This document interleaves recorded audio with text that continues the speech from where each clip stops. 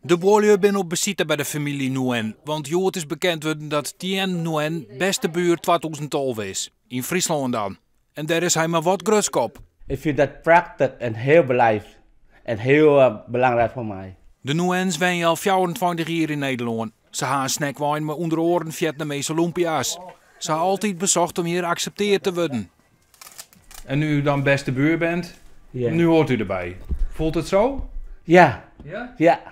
En daarom is het belangrijk? Ja, dat is belangrijk. Tien is gewoon altijd een hele vrolijke man. En als ik hem zag, dan was ik al best zelf net zo vrolijk. Dus Jos Tien en was liek vrolijk.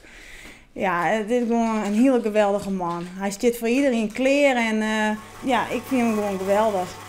Nguyen, die het oors drokken nog gaat met de lumpia's, staat altijd voor de meesten kleer. Vooral voor oudere boerlui. We hebben gewoon verhuizing, maar nee, doe dat maar net. Wij zorgen wel van je en dat komt wel heel wat goed. Dus dat wel de werk nog steeds. Ja, dat is buitengewoon. Allebei die, de vrouwen. Nguyen weer boordvlechteling. Het paste net bij zijn karakter om oorlog te vieren voor het leger in zijn huid te loon. Ik wil niet zitten in het leger. Ga naar de andere land vechten. Moest u in Cambodja vechten?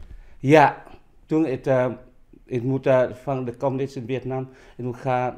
Ik zit in het leger en ga naar Cambodja vechten. Ja. Maar ik wil het niet. Ik wil niet mensen doodmaken. En moest u toen in de gevangenis?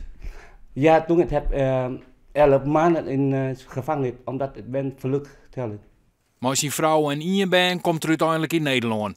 Hij neemt de Vietnamese cultuur mee van zorgen voor de ouderen.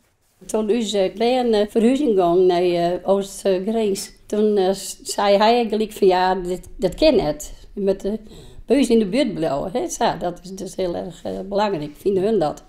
Dus daaruit blikt het wel. En dan probeerden hun alweer extra hun best te doen voor ons. Hij neemt die taak zuiver oor. Ja. Een bijkomstigheid van de verkiezing beste buur is dat Nguyen en zijn boerlui nou een organisatie oprichten om arme of handicapte mensen in Vietnam te stipjen om zelfstandig de kosten te verdienen. Misschien wel maar een snackwijn.